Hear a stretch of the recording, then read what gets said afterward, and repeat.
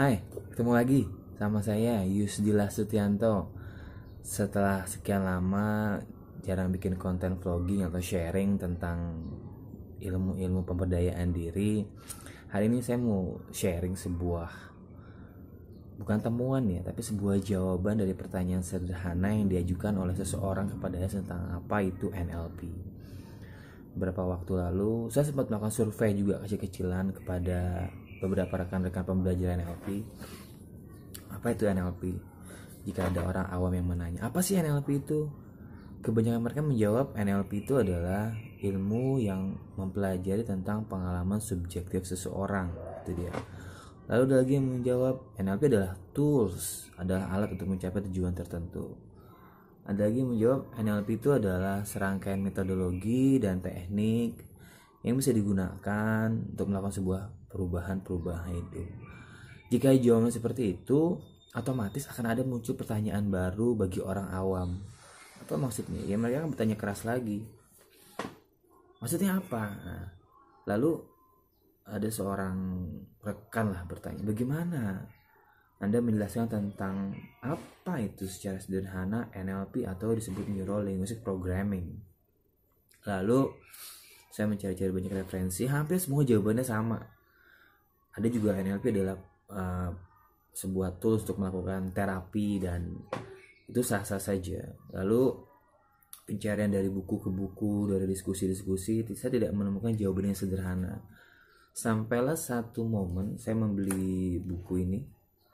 Ini dibuat oleh Richard Bandler sama Glenda Bradstock sama Owen Friedrichs, salah satu master trainer di NLP Society. Dan ada jawaban yang menarik gitu, ada jawaban yang menarik dan sederhana. Jadi Bandler bilang bahwa awal-awal dia mempelajari psikologi, dia bertanya sama para dosen, apa itu psikologi? Ya, psikologi adalah ilmu yang mempelajari tentang pikiran. Makanya filosofi atau filsafat dasar dari psikologi itu lahir dari Sigmund Freud tentang pikiran bawah sadar, id, ego, dan super ego, lalu berkembang lah. Itu filosofi dasar akhirnya berkembang menjadi ilmu psikologi yang secara sederhana dibilang ada ilmu yang mempelajari tentang manusia dan pikirannya. Lalu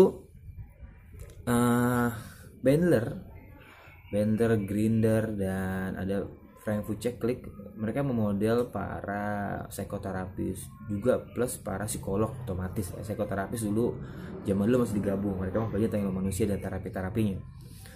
Nah, jawaban sederhana Bandler ketika ada orang bertanya apa itu NLP, dia cuma bilang NLP adalah ilmu yang mempelajari bagaimana pikiran bekerja.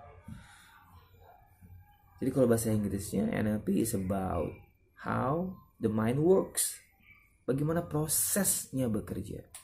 Psikologi mempelajari tentang ilmu, tentang pikiran dan manusia. Lalu NLP mempelajari bagaimana prosesnya. Apa yang dipelajari? Mulai dari proses penerimaan informasi, pemaknaan informasi, penghapusan informasi. Di NLP disebut dengan NLP Communication Model. Lalu akhirnya berkembang menjadi sebuah serangkaian teknik yang dimodel. Oh, kalau warna menurut saya, warna kuning misalnya adalah keemasan, berarti kebahagiaan. Tapi menurut orang lain tidak. Nah, pemaknaan ini akhirnya diproses di dalam pikiran dan berdampak pada perilaku, cara berpikir dan segala macamnya. Dan itulah kekuatan dari NLP. Bagaimana sebuah pemikiran atau proses berpikir bekerja. Jadi kalau ada orang tanya, apa itu NLP? Ilmu yang mempelajari proses berpikir. That's it. Itu nanti ada lagi bagaimana teknik 4 pilar, ada lagi teknik NLP Communication Model, framing, reframing. Nah, sekarang saya mempelajari pendekatan semantical code dari Michael Hall. Bagaimana pemaknaan, bagaimana kata-kata dan segala macamnya. Ya, itu sekian. Kata kuncinya adalah proses berpikir yang diobservasi.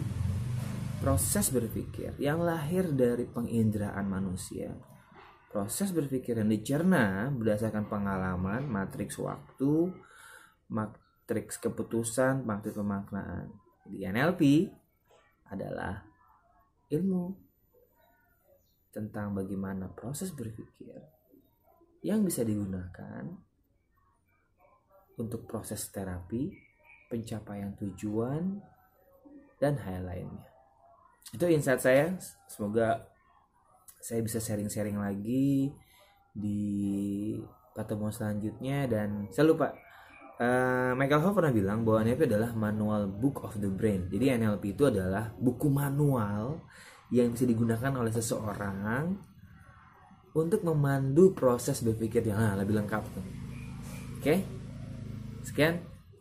Bye. Terima kasih.